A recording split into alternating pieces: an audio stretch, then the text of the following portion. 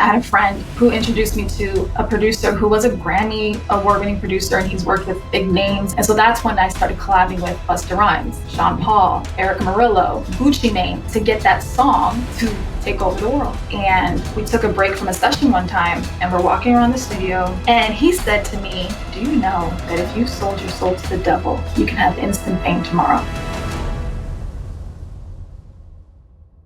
Hello and welcome back to the Almost False podcast, where I interview regular people with incredible stories. Today's guest is an artist who used to be signed to a major label, working with names that most of us would be familiar with. She talked about her life within the industry and how that environment pulled her away from the Christian values she had grown up around. There's a lot of talk about Hollywood from people who have never been there, but this is a woman who was at the very top of the music industry, and she revealed the true driving force behind it. Her stage name was Cece Segarra, but her real name is Christina Chaney. And this is her story. My friend who I went to church with, she was a part of my youth group, and she's like, "Hey, the Florida Marlins are having an audition for dancers." And I was like, "Oh, I'm going to go. Mom, can I go?" And she's like, "Yeah." I was 17, and I auditioned and I made the team. I turned 18 right before preseason, so I was legally allowed to join. And that opened up my world, my eyes to a whole new world. And this is in South Florida, so clubbing is very popular. Just partying. The parties are endless in Miami. There's a party all the time, and they don't stop because there's no like cutoff. It's like you party until you don't. And so that was part of the lifestyle. You go, you dance at the games, and then all the girls are going out at night. And so we go everywhere for free. So I'm meeting people in the industry because they're in Miami partying. And I remember a friend that she was on the team with me, and she had a boyfriend who had a studio. And I sang. I just always liked to sing. I was very confident that, hey, I like to sing. And she was like, "Hey, you sing, right? My boyfriend has a studio and he's looking for someone to write a hook for a song that he's doing." I'm like, "Oh yeah, let's go." I've never done this before. So that was my first time having a studio session experience, in a basement studio, but I wrote a song and I was like, whoa, this is what, Aaliyah and Mariah Carey and Whitney Houston have done. Like, I can actually do this. And so I fell in love with the art of making music, writing songs and lyrics and singing and constructing a song. And then it was almost like I just kept meeting people in the industry. In the beginning it was like, lower, almost at lower third. There's bottom feeders, people just trying to struggle to make it. And then eventually meeting like some heavy hitters. And this was all through relationships. Like, I had boyfriends that knew people, because again, in Miami, it's where all of the big players go to party. And if you're a pretty girl, it's not hard to get turned down. And that's kind of sounds vain, but it's very true. And I just happen to be in these environments, and I'm like, there's doors opening. And I didn't tell my mom or dad all of the stuff. I was just like, "Hey, I'm going on an audition," or "Hey, I'm going to rehearsal, but here I'm going to these studio sessions and writing songs and working with people that I kind of felt were a little like only wanted to work with me because I was pretty and young." But there was this protection around me the whole time.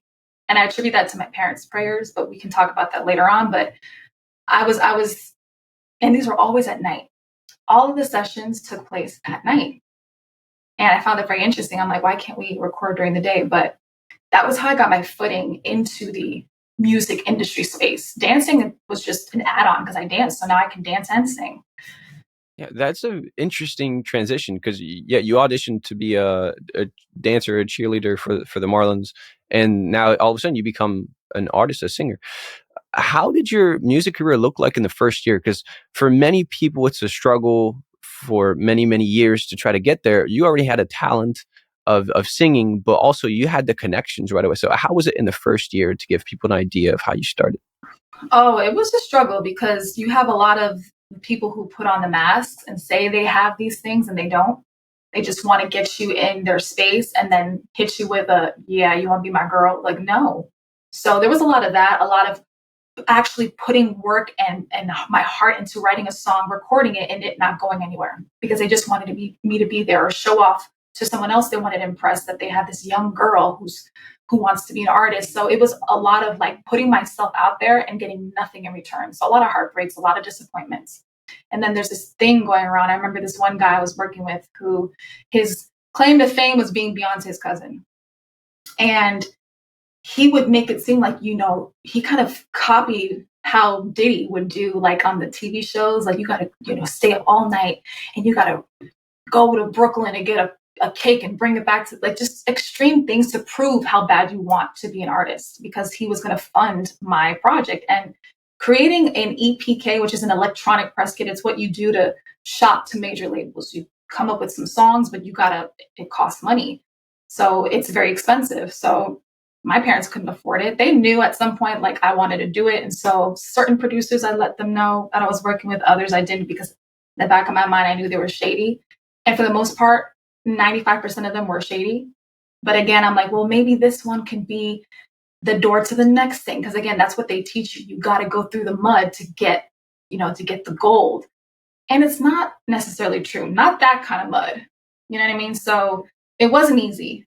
And eventually, I had a friend who introduced me to a producer who was a Grammy award-winning producer, and he's worked with big names, and he was kind of on the back burner for a while. So he was kind of jumpstarting his career again. And then when he met me, he was like, well, let's play this song.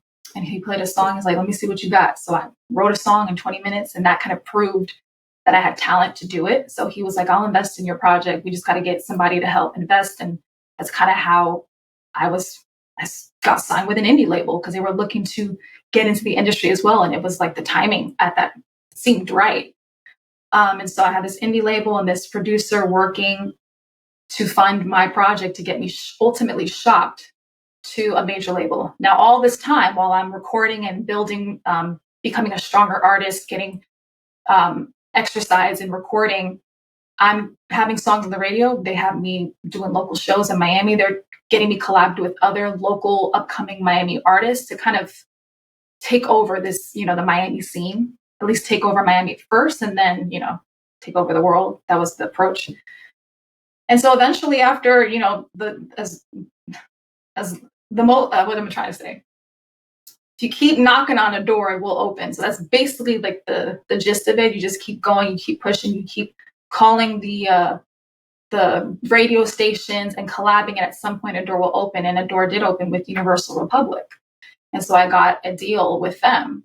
It was a single deal to basically come up with the song that's going to become number one around the world. And so that's when I started collabing with Busta Rhymes, Sean Paul, Eric Murillo, Gucci Mane, to get that song to take over the world. And so they were playing on different radio stations, and I performed for different places. And it was like, oh my God, this is happening. It's literally like I'm getting the attention of some big industry managers now, trying to find managers that are managing like big artists to manage me. And got one manager who's worked. That's how we got connected with Busta Rhymes. And now you're seeing makeup artists who work with Beyonce and Lady Gaga wanting to be a part of my project, because they're saying, oh, this is the next so-and-so. So let's get on this project now, and like actually collabing with these people who've worked with these major artists. And I'm like, yo, this is happening. And so now I'm feeling myself. All the while, my relationship with God, I was running away from him. Because occasionally my mom, when I would tell her the things that was happening, and she would occasionally come with me to the studio sessions and occasionally come with me to shows, she'd be like, you gotta be careful with this. I'm like, oh, Mom, you don't get it. You don't get it. God's way is boring. I don't say that, but I'm thinking it. God's way is going to take too long. So I remember saying to God, when I'm 50, I'll serve you. I'll do the whole church thing. I'll sing in church. But this, I got to do this now because, in my mind, your way is limiting and restricting. But yet I'm convicted. So what do? I smoke a lot of weed to numb and suppress the convictions, suppress the voice, because it's like you're already doing all this. You may as well keep going, because God's not going to forgive you. At least wait till you're done and then go to God. Just I had all backwards, because I'm in this spaces where people are smoking, drinking, having sex. It's very casual, and promoting this independent woman thing that women can sleep around just as much as men can, like that whole thing. And it really got to me. And I became less and less of Christina, church girl, child of God, and more of a child of the world. And I was too shameful to pray. And I remember if I got into scary situations where like, almost car accidents, or I was in a plane one time and we like descended for like 5 seconds. I thought we were going to crash because the windshield cracked. So we had to do an emergency landing. And I'm praying, God, forgive me, repenting prayers. If you save me, I promise I'll live for you. And then I go ahead and continue to ignore him. So that was kind of what the relationship with God was, rebellious. You mentioned a few things that I want to touch on. You said some of the things that they were doing, and it was very casual. Did you mean in studio sessions and recording sessions, or was that outside of it? Studio sessions, club, people's houses, cocaine was very common, like just right there. I never did it because I didn't feel compelled to do it. I feel like there was with the, weed option that seemed more safe because it was from the earth. I kind of justified it. But now it's like the door is opening now. So it's just casual. Like they're just doing it. And I'm just like, I never did it though. Something was like, no. In my spirit, no. And they didn't pressure me. So I was like, I'll just smoke. That was kind of the balance. So so the pressure wasn't there to indulge in these other things. But it was just like, every session, and especially with my sessions in particular, they were a certain way, they were kind of protected. But when I would go to other sessions with other artists, the alcohol, the weed, the cocaine, it was just there. It was an everyday thing. And you see it, a lot of artists actually talk about it, and they glorify drugs and the use of drugs for their creativity. I've talked to people that have tried to do that before as well. And it just seems like an environment that's just made to kind of break people into that, which is why it's all at night. There's a lot of like these things are not really talked about unless it's in a song, and somehow people don't really believe it, which is kind of interesting. They don't believe it. You talked about major labels. I want to go back to that because I don't really understand how the process of getting signed to a major label is. So can you explain to us, what was it like for you to have a major label? How did they find you? What kind of contracts was it? How were the talks? Because I don't think that people really understand how that works. They don't understand that it's all about who you know. It's not about how talented you are. It's never about that. It can make anyone famous. It's about who you know. And so in my case, it was about who was promoting us. We had a major management company behind my project. We had all these talented, like fashion stylists, makeup artists, hairstylists behind my project. Now I've worked with these producers who have a name, and got a song with Busta Rhymes. That was before I got signed to Universal Public. So because the indie label that I was working with, they were funding it because they invested in this project because it was a mutually exclusive thing. Like, we're going to get you famous and we're going to become a record label. So it was like this thing. So it's all about who you know. But when they said Universal Republic wants to meet, because they sent my project, my press kit out to all the labels, and I met with several labels. I remember Capitol Records offered me a deal, but it wasn't as good as Universal. So there were other labels on the line, but Universal was the best option.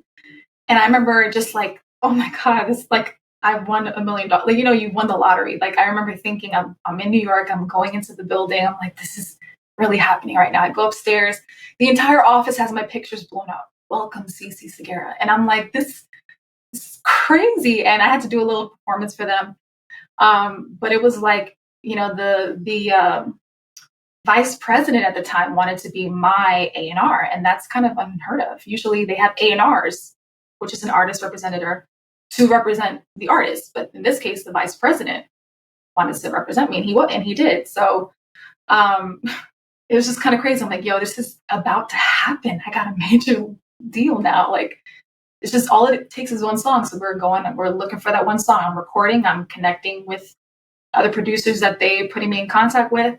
I'm going out partying, I'm smoking. And this is very normal for me. Going out and smoking, that's very normal. It's part of my lifestyle. Okay, so now you were being thrown in this sinful environment, which was foreign to you. But there still wasn't anything that we hear of when people talk about selling their souls and whatever. But now at this point in the story, you're at the very top of the quote unquote food chain in terms of music. And it wasn't long after that that you actually did get some sort of an offer to sell your soul. Can you explain what happened? I remember one particular session with a producer who, is credible. Like I said, he was kind of like on the back burner. I don't know if he offended someone where they kind of blackballed him, so he wanted to regain his name in the industry. So he took on my project, and we took a break from a session one time, and we're walking around the studio, and he said to me, "Do you know that if you sold your soul to the devil, you can have instant fame tomorrow?" And when he said that, it was like all the rumors about conspiracy theories and, oh, people worship the devil, like all of that, which I thought was fake, became very real because now it's coming from the horse's mouth. It became so real that I'm like, oh no. And it was as if a presence entered the room because my entire body went limp. I fell to the ground and I started like crying, like, God, forgive me, Lord. Oh, have mercy on me. Forgive me, and crying. Oh, just forgive me, Lord. I'm so sorry. I'm so sorry, on the ground in front of this guy. And I don't know how long I was doing that for. I was broken from that weight in that moment. So I'm praying and I'm crying out, asking God to forgive me. And then I stop because I'm embarrassed now. And I look up and he's sitting on he's sat on a chair. It was like couches and chairs. He sat down and he had his head bowed and his arms on his knees, and he was just quiet. We never spoke of that night ever again. And so after that night, in my mind, I'm like, okay, this is serious. Okay, so I'm not going to curse. I'm not going to sing about specific stuff. I'm not going to show too much this and too much that. And, when we do this music video, I want to make sure I don't wear that. You know what I mean? Like now I'm taking more control over what I'm willing to wear, what I'm willing to sing and talk about. Because it's very much a controlled environment, how to look, how to talk, food to eat, who to be friends with. It's very controlled. But I in my mind, I'm like, okay, I'm going to do it. I don't want to worship Satan. So I'll just make sure that I kind of craft my own righteousness, my own, keep my own moral, bubble. But that's still compromising because I'm not walking with God still, because I'm in my mind, I'm thinking God's way is boring and he can't give me what I want. And I want this. I want to be a star. I want to sing. I want to dance. I want to travel. I didn't care so much about fame as much as I did just to sing and dance. Like I felt like I was made to sing and dance, right? But the only way that it looked good was how the world fashioned it to be through like MTV and VH1 and the things that I listed before. So yeah, that created a little bit of a shift in my heart.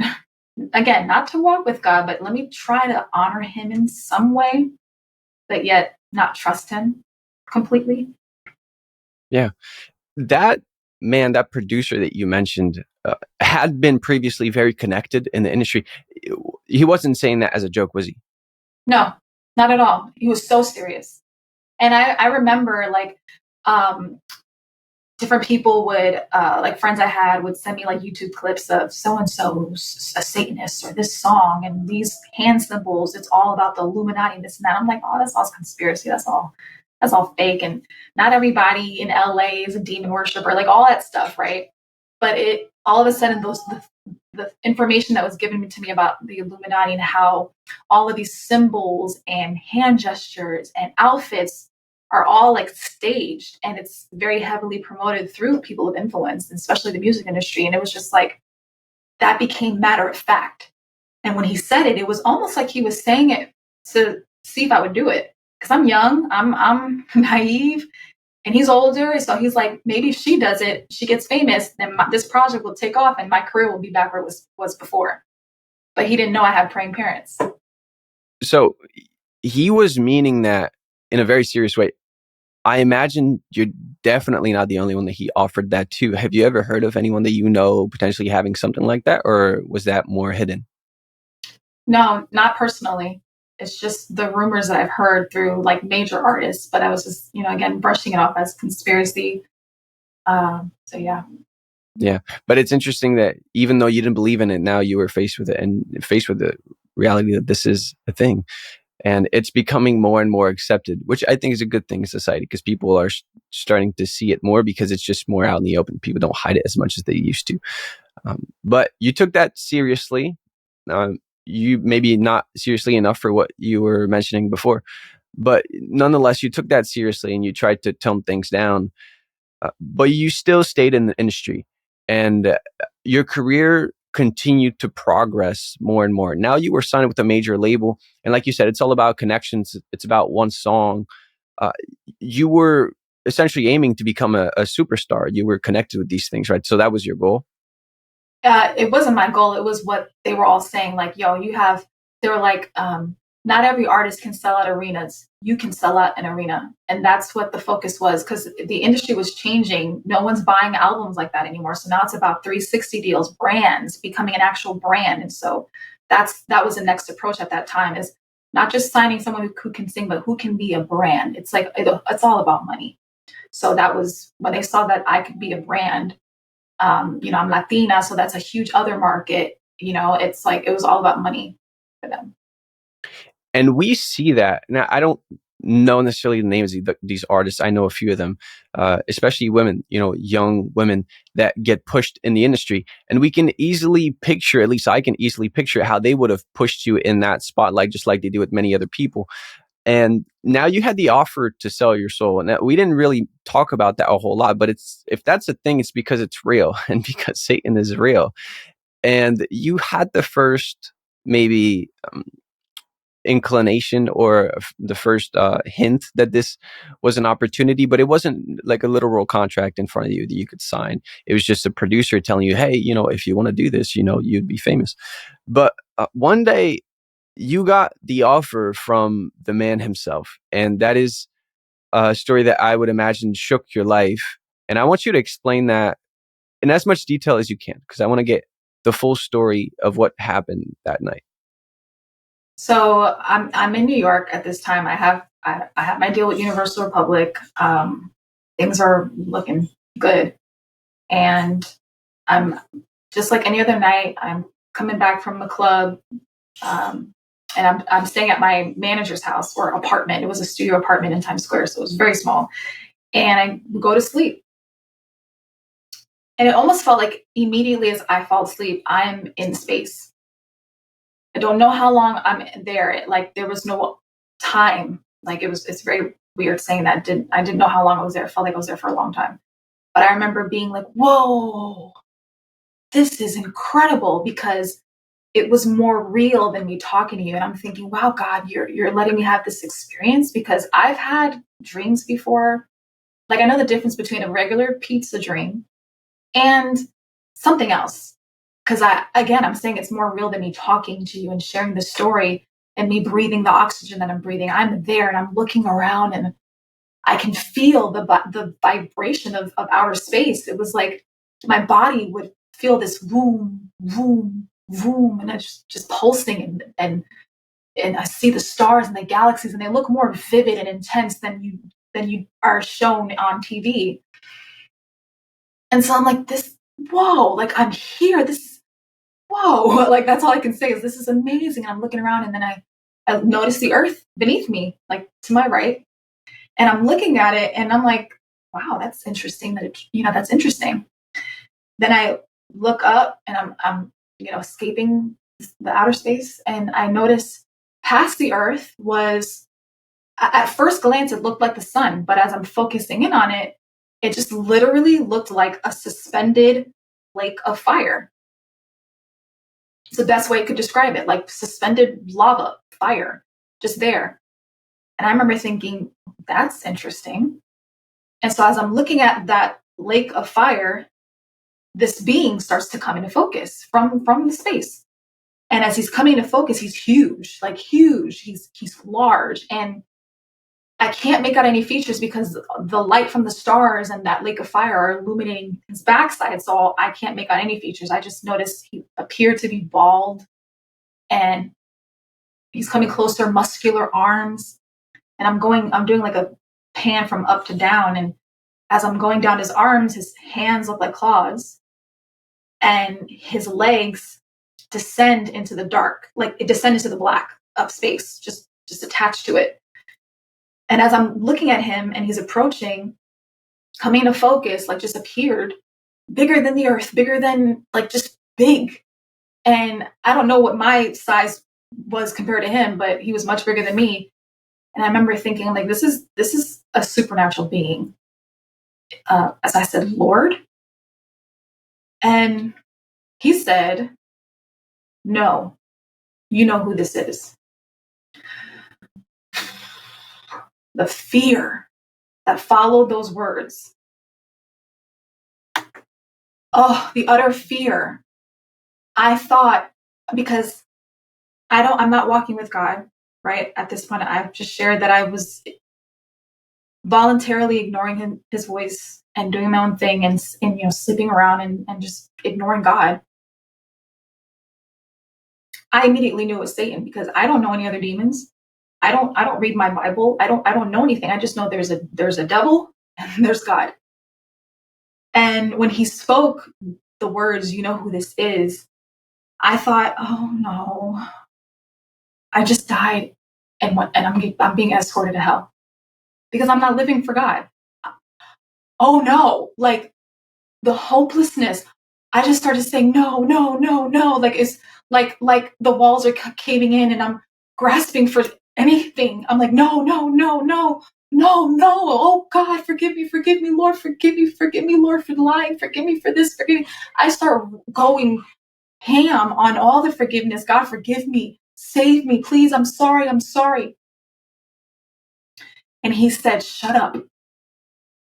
If you worship me, I will give you all of these things. And when he's speaking, it's not like audible words like I'm talking now. It was in my body responded. It was like I would vibrate with every word he spoke. And like if you're standing next to a bass and the bass is going and you're just vibrating, that's what it felt like. And so when he said, if you worship me, I'll give you all these things, I had this immediate comfort, weird comfort. And I started to think like, oh, this is my time to choose. So as he's saying, if you worship me, I'll give you all these things, he's naming things now. He's naming fame and success. And he named a man because I remember, journaling that I want a husband one day and blah, blah, blah. So he's naming all the things that any right mind woman would want in this day and age. And so, and as he's naming these things, the earth starts to project the images of the things he's naming. It's like it became his own land, like his own thing. He just had full control over it. And I'm just looking like, no, I'm the daughter of Christ. Like after he said all the things he'd give me, I said, no, I'm the daughter of Christ. This little puny boldness came out of nowhere. And he called me the B word. I was taken aback that he even used language like that, like called me the B word. And I immediately just got taken back. And I woke up like ooh, did that just happen? Because now I'm awake, I'm sitting up in the bed, and that was more real than me waking up and sitting in the bed. It was so much more real. Like my senses were so much more heightened. Again, I was feeling like the vibration of the stars, and like it was really crazy. And again, I'm waking up. It's almost like this is the dream state. Like this is not real. Like that is more real. That experience was more real.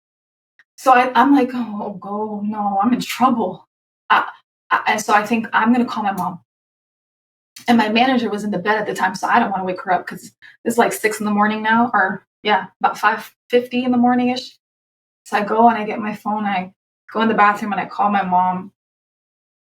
And I tell her what happened, and she immediately started crying and praying over me and like praying in tongues. And I'm on the floor in this bathroom crying out to God, like, oh no, like I didn't realize it was this bad. Like I didn't realize I was that far deep to where Satan is saying, I know you, you know who this is. Like what do you mean? I don't know you. I don't talk to you. But if I'm not walking with God, who am I walking with? There's only two kingdoms. And I didn't know that at the time. I just think, well, like if I play the fence or stay in this gray area, no, it's just two choices. That's it. So after I'm crying out and praying, this was a Thursday. Oh, I get off the phone with my mom and I'm like, I gotta go home. So I remember I had a trip to Amsterdam that Saturday planned. And so I told my manager, I'm like, hey, I have to go back to Florida. And my parents were living in Florida. I went to high school in Florida. So like, I got to go back home and I got to figure out what just happened to me. And she told me to share with her what happened. I shared with her. She didn't believe me. She thought it was a bad dream. I was like, no, no, no, no.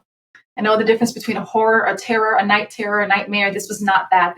I was there. This was something that actually happened to me. Like I could say physically, if I could believe that I was physically there, then shoot, maybe, I don't know, maybe because it was so real. So I go home and I go to church that Sunday with my parents. And the pastor, he's talking about the three heavens. He's talking about the third heaven where Paul talked about being in the throne room of God, and how the first heaven is the sky and the clouds are. So I'm like, oh, I was in the second heaven. I was there. And so after the sermon, after he preached, I don't remember the full details of the sermon. I remember he was just talking about that. I was like, I was there. So I went and told the pastor about my experience, and he didn't believe me. He was like, oh, okay. He didn't believe me. Hey, I'm sorry to interrupt, but I wanted to tell you about our extra content on Locals. It's where you can hear the beginning of our conversations, learn the practical applications of the testimonies, and get hours worth of other bonus content. All of that, plus the regular episodes without any ads. It's free to join, so why don't you come check it out by going to almostfalse.locals.com or by downloading the Locals app. The links are in the description. Now let's get back to the story. Okay, so now you had just gotten that experience with Satan, and you obviously didn't want to follow through in the music industry. But how did it work with your managers and the people above you at the label? How did you kind of manage that?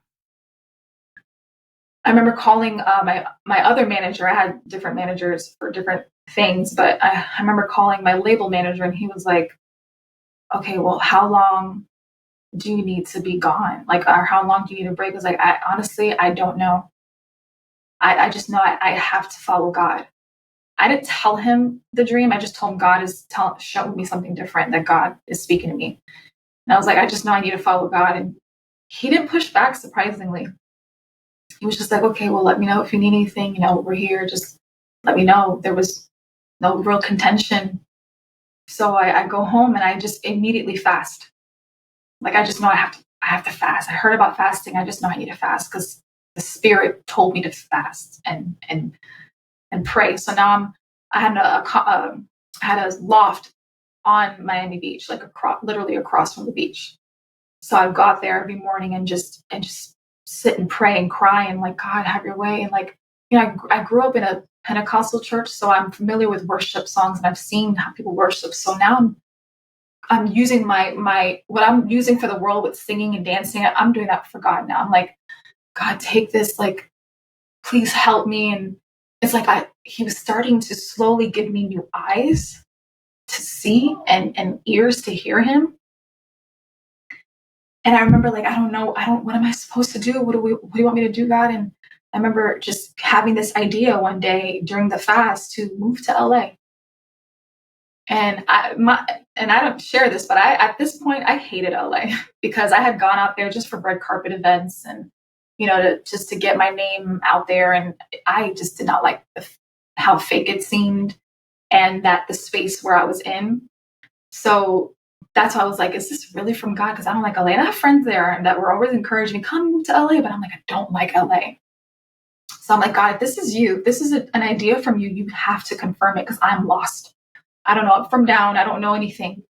And my best friend, who was living in New York at the time, she called me, I want to say the next day, or maybe that same day. She called me and was like, hey, girl, we should move to LA. She's like, I have a brilliant idea. Let's move to LA. And I didn't tell her this experience before. She didn't know all the ins and outs of what was happening with me personally. She just knew I'm doing music and I'm about to blow up.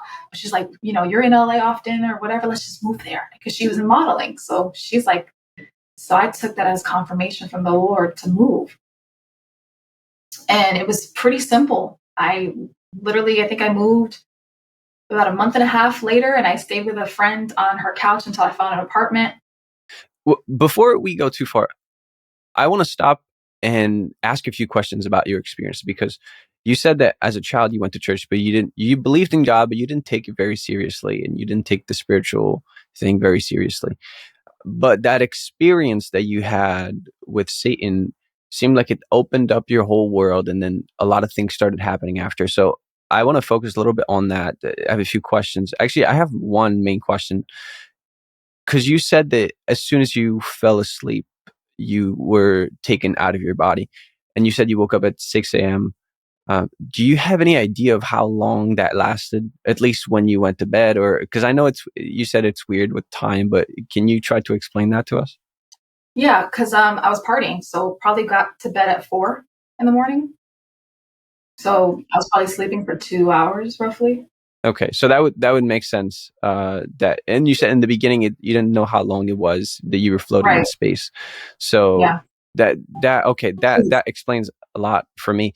And I think it's just fascinating how your life shifted so suddenly after that. And we didn't touch a whole lot about your music career, because you said that you took a break and then you moved to LA. But what happened with your label, your managers, and all of that? What happened there? Yes, thanks for asking those questions. So again, I called my label manager and I was like, I need to step back. I don't know for how long. And so now I'm in LA and I'm like, I just know I can't. I just know there is no more. So what's crazy is Universal dropped me. The indie label was running out of funds. So doors were closing. Just doors were closing. Now I'm on my own. So if I want to do music, it's like it's got to be through favor. And so now in my mind, I'm like, okay, if I'm doing music, it's strictly gospel now. It's Christian music. So I'm calling some producer friends that I made in LA who have careers, like, hey, let's collab on these projects. I want to do more like Christian music, whatever, but no one's interested. Or they're interested, but we can't get a session scheduled, or we get a session scheduled and record a song and the song does nothing. It's just sitting there. So just doors close, close, close. Now I'm in LA, and I have a commercial agent, so I'm booking commercials. Like I'm working, I'm even waitressing on the side. So I'm just music seemed to be like this is not happening. So, but God showed me during my time of prayer and fasting that was going to be a door that He is going to open. Because during my prayer and fasting, He revealed to me that what He wants to do through me and my voice is to set people free, to teach people about Jesus, about the love of God. That's it. I mean, not that's it, but no, there's no compromise. It's like if I want to do it my way, it's gonna go downhill. It's not gonna go anywhere. It's gonna be a lot of heartbreak and exhaustion. But with the Lord, all things are possible, and that it was gonna be Him who opens the door for that. So I let it go. I was like, all right, I don't even want to do music anymore. I kind of got upset, and I'm like, I'll just forget it. If I sing, I'll sing at church, and I sang at church, Sundays or whatever. But it was like I'm just gonna focus on acting. I'll just do that. And if music comes up, I'll be here. But all the doors closed for music. I just got so I it was like a love-hate relationship, because when I would try to do it the right way for God, like, okay, well, He said He's gonna open the door, so it'll be about Christian music, and I'm trying to create these relationships. And even people are coming to me who've had some success in some areas with music, but nothing's happening. And I'm like, I'm getting so frustrated. I'm like, but God, you said, and I would get so upset. But again, it would just be like, seek me. It's always so simple. Seek my face, seek me, spend time with me. And because He's so full of love and He would show me His love, the anger would go. And I'm just like, God, you know what? If You did nothing else for me, it doesn't matter. All I need is You.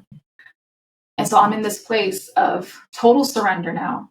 I'm serving in church in the prayer team, and I'm doing Bible studies with my new friends from church, and my roommate's also growing in God. So we're praying together, and God's just really ordering my steps. So now I'm just the things I would do for work, because I would do like bartending or go to like, what is it, poker games and just kind of serve and make a lot of money just serving drinks.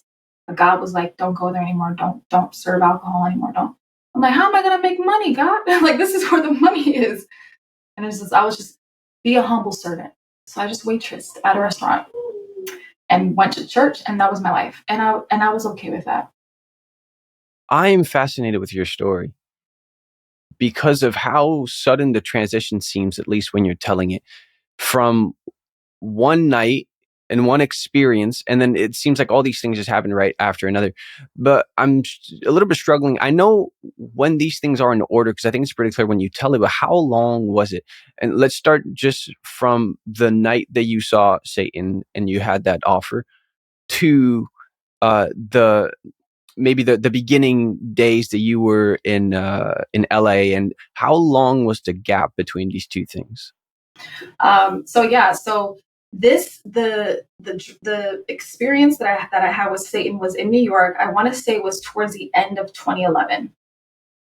I moved to LA in I was starting the transition of moving to LA around September of 2012. So this is months of, do I still do music? Do I not? And doors are closing. This is when the deal drops. This is when now I can't pay my apartment. So now I got to move out and live with my other close friend who was in South Florida too. And while I'm staying with her, I'm going to church in Orlando. My parents lived in Orlando at the time. So I'm moving around a lot. I'm moving around a lot. But I'm still in South Florida. And at some point, I'm breaking my lease because I can't afford to pay my rent. And I'm going to church with my friend in South Florida. And I'm going to church whenever I go to see my parents in Orlando. And while this is happening, I remember my friend in South Florida, not my best friend who I moved to New York with, my other close friend that I grew up with in school. She started to show me some testimonies that people were sharing on YouTube of their experiences of heaven and hell. So it was like confirming what I had been through was real, because I had never heard anyone experience anything that I experienced. So I'm still struggling with, was it really real? And I'm like, yes, it was, because it was more real than me and me talking and me walking now, because I'm still having sex. I'm still smoking. So I'm not safe from theft. And the Bible says that Satan is a thief.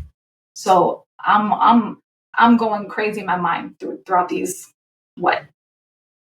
maybe 10 months of just praying and trying to figure it out, and still trying to record and trying to get music happening, but it's still, the doors are closing because I'm giving it to God, and he's closing the doors for me so that I don't keep trying to go down deceptive roads, because I'm thinking Christian music, all right, Christian music. So, but it's still, he has to do it. I can't do it. So it was about 10 months or so. I can't believe it was 14 years ago from that experience. But yeah, so I'm like, during that time, going to move to LA.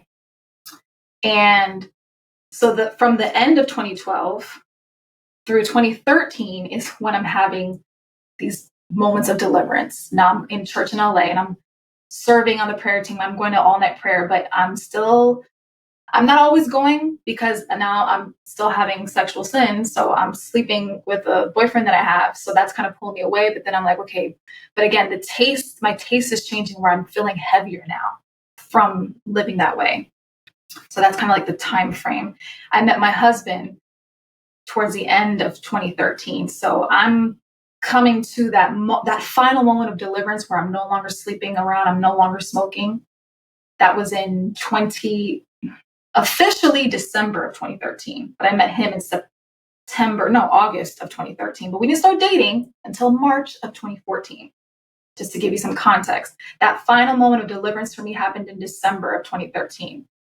So this whole thing took approximately a year, and from 2012, you were just doing the music stuff, and that was your dream from little girl, to do that kind of stuff. And you were there. You were not about to get there. You were there, and you were about to become more than the dream. More famous than you can ever want to be famous. And from that time to a year after now, your whole life shifted. You didn't want to do, well, you wanted to sing, but you weren't interested in the music industry, and you left all of that. And Mhm. this is quite a lot to give up. And it's easy to see how someone in the same situation would accept the offer. So it puts things into perspective for people. It's not, in your case, it wasn't a whole lot of weird stuff that you could have kind of smelled out before. You know, there's little things, but nothing crazy. It's not like a cult, but it would have been easy for you to accept. And then that, I would imagine that that's when they put you in the wheel of all the other weird stuff that they do or whatever. But you chose not to. So now your life looks very different, and for the better. You seem to be a lot happier now. So that's pretty cool. Well, remember, my parents were praying for me the entire time. My mom specifically, she would come with me to my studio sessions, not all of them, just some sessions. She would come with me to some shows. And she said, like later on, she revealed to me that she'd be in there praying under her breath, praying against the plans of the enemy over my life. Because she had a vision of my life before I was even born about that she was going to have a daughter and call her Christina and she would follow Jesus. Like she had this vision, this dream. God spoke to her and my dad separately. So she knew that, and she saw the enemy was trying to get in there first. But then in hindsight, you see how God works all things out.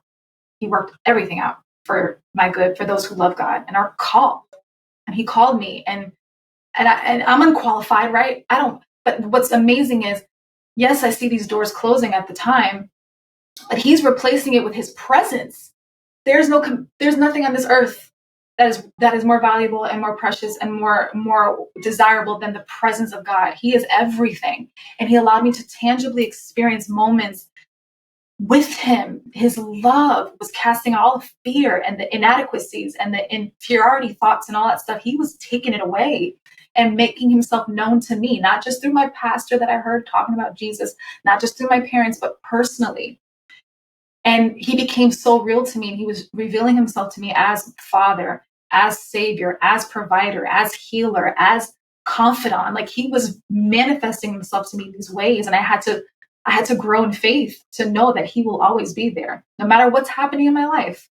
He had allowed these things. And so now it became easier to let those things go, even though I would go through moments of like, what, my life is nothing. What is happening? But I'm like, if you're causing it, that means you have something greater. So I'm going to trust you. And so I got to this contentment with like, it's just me and God, and I'm okay with that. And then he blesses me with my husband. So that during that final moment of I'm not sleeping around, I'm giving everything to God, I'm walking with you, I feel you are everything. That final, like that true moment of God, I need nothing. You are everything. Like that true declaration of he's my everything. 3 months later, God reveals stuff onto me in that light of him being who God is pleased with for me to marry or be with. I was going to ask you a question about something that you just mentioned, because you said it was difficult. And I was wondering, were there ever points that you regretted leaving your music in your career in music? No, just more confused because I thought it would look one way. I'm like, okay, so if I say no to this, then God's going to just open up the doors for this other thing. But I didn't realize he needed to heal and secure me in my heart before he can really show me what my true purpose and calling is. So it wasn't regret. It was more like, I'm confused. How is this going to look? When is this going to happen? So it was a lot of unlearning. Again, he made himself so tangible in my life that it's like, I didn't really question a lot. It was just like, help me, walk me through this day by day. I love your story, and I love talking to you, and I really appreciate the conversation. And I want to ask a question for the listeners, because your life kind of came full circle. You started in church, and then you went away because you thought, well, it's a lot more fun, and whatever, I'll serve God later, and this is what I want to do. I want to achieve my dreams and whatnot. And now, obviously you are where you're at today. If you had a message to tell to someone younger that has these aspirations like you had when you were a teenager or a young adult, what would you say to them? The way the world and how the world narrates a talent or a dream or a gift, it's so perverted, meaning it's less than what God and how God wants to use you and what God wants to do in and through your life. It's so polar opposite, it doesn't even compare. But the world is loud. Like, this right now, this is our time to choose. And of course, the way of the world and culture is going to look more exciting and, endless in a sense where, anything's possible. And the way of God is going to look boring. Like I saw it, boring, limiting, religious, restricting, but that's because the world doesn't understand God. The world doesn't know him. And even though they can see him everywhere because he's in everything, he created the stars, the moon, the trees, the seas, and his way and his love for us is like, it's so amazing, to put it mildly. And if you have a dream to sing and to dance, God gave you that dream. And the enemy's trying to snatch it up first because he knows you will do damage to the kingdom of darkness if you just surrendered it to Jesus. He gave you that vision to think big and to create music, create art, but it was always meant to bring people to him. We're on this earth to do one of two things: deny Jesus or accept Jesus. And accepting him means living for him. When you realize that he's good and he's love, so he's exciting, and the life with God is a journey. Like before, when I was trying to do it my way, I was so unhappy. I had no idea who I was. I had no identity. I didn't know who I was because the industry is telling you who to be. I had no idea who I was. I had no peace. I couldn't fall asleep. I needed to smoke all the time. So I was always looking, that's so cliche, but looking for love in all the wrong places. It's so real. And all it did was took more out of me to where I felt less of myself, and I may as well continue to go down this trail. What God has for you adds to your life, and there's no sorrow attached to it. It's only up with God. It's just, he's beautiful and he loves you. And again, for someone who's like, but I want to sing and I want to dance, you can still do it. In fact, you may be called to create something brand new. Like, we're called to create. We're called to be the heads and not the tails. So literally trust God. And the hardest thing, though, is waiting on him. Thanks for listening to this episode of the Almost False podcast. If you want to know more about Christina and her story, then join us on Locals, where we talked about more of it, going in detail about her struggles of transitioning to a Christian life and how God supernaturally revealed to her who her husband was. That video is available there for free if you'd like. Thanks for hanging out with me, and I'll see you in the next one. Stay blessed.